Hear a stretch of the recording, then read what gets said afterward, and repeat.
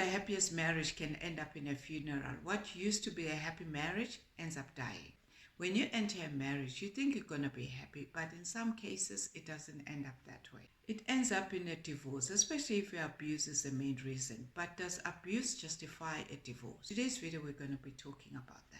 Marriage is coming together as a couple according to Genesis 2 verse 24. This should not be taken lightly because God sees that as a covenant in marriage. But what happens when it's unbearable to stay in that union where you're just constantly abused physically and emotionally? Physical abuse is just as worse as emotional abuse. None of them should be tolerated anyway.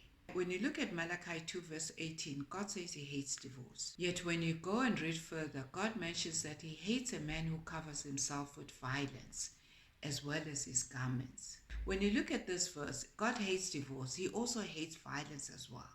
Women should not allow themselves to stay in a dangerous situation just because they're worried about what society will think.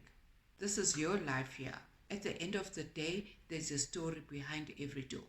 No one deserves to be abused. No matter what situation you're in, no one deserves to be abused. Whether it's a family member, a friend, a spouse, or even an employer, no one deserves to be abused. If you are in an abusive situation, you need to find a safe place. And when there are children involved, you need to make sure that they are protected as well and removed from the situation. Don't try and protect somebody that's abusing you just for the sake that you want to stay in the marriage. If your husband is abusing you, you need to move yourself away from the situation. Sometimes you may feel like it's better to stay in that situation for the children's sake. But what you're not realizing, this is more damaging for the children. You are bringing up children from a toxic environment.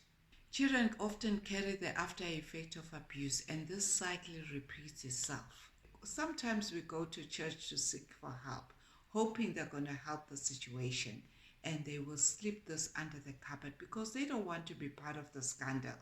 And they will tell you to keep praying for him because they are more concerned about the church image. And yet God doesn't think that way. Sometimes we also think our pastors are counselors. What if they are also abusing their wives at home as well? How are they going to counsel you if they are also abusers themselves? Even the pastors themselves can have flaws.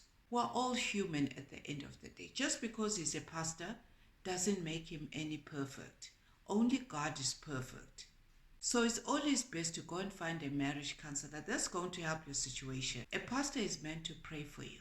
What happens behind every closed door, there's a story. They have their own stories as well behind their own doors.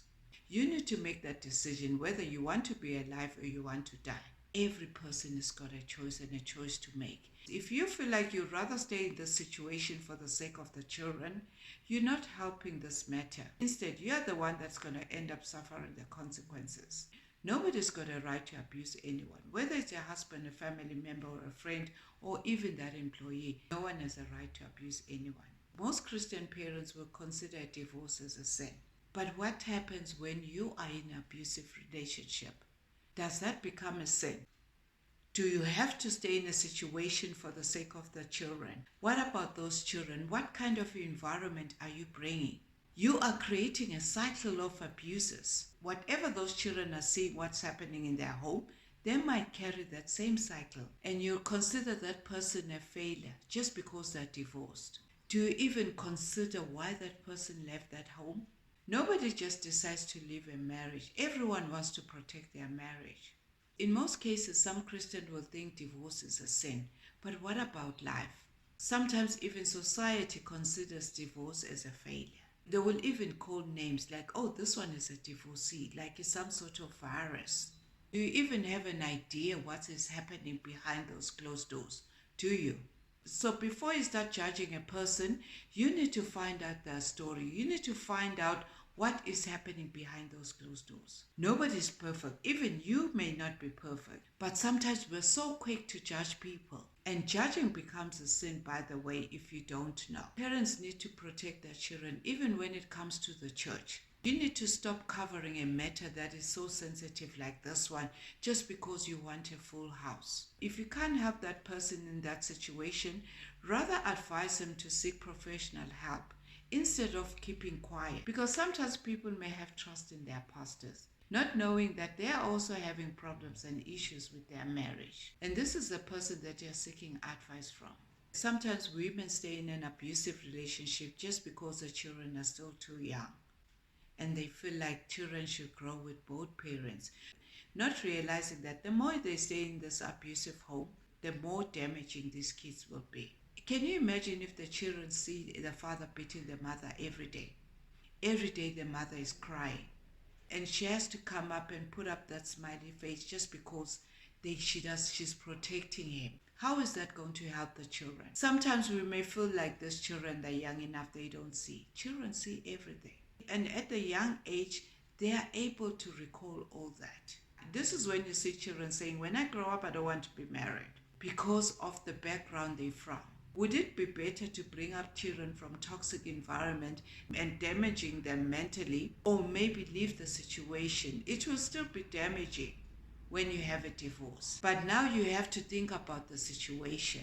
Most of the time, there are several red flags that you will see even before you get married. Knowing that he was abusive even before you got married. Just because you want to get married, you think he's going to change. Maybe he's from that environment as well. Maybe he's from a background where that's the only thing that he knows. You cannot change him. Only God can change him. Unfortunately, these indicators may not be visible at times until you get married, because some people are very good in hiding. Even if they do hide, you must have seen those red flags. For instance, a person just throws tantrums in traffic for no reason. Pay attention how they react. Pay attention on how they speak to people. Pay attention on how they speak to their colleagues or their parents. If a person doesn't respect his mother, how sure he's going to respect you at the end of the day? Abusers are very skilled in hiding their true nature. Even though God says we should love each other, but abusers disregard that and they do the opposite of this command. And most of the time, they're just repeating what they know. That is why it's important to move your children away from such situations. Many hurting people are waiting for the abuser to come and repay the damage that they've caused. But it doesn't happen that way because they don't see it. That is why a person will abuse you today and come back tomorrow and apologize and come up with all sorts of stories. And when they apologize, you will think it's sincere. They do this all over and over again. You need to just move on and forgive them. If they're not willing to change, you need to get yourself out of the situation.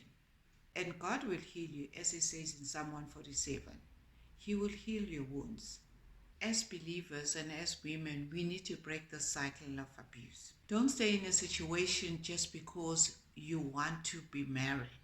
You will never get to enjoy it. You may not even survive that marriage just because you're protecting your husband.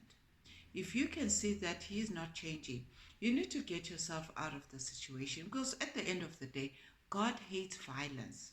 Just because you are married doesn't mean you have to stay in a place that is toxic.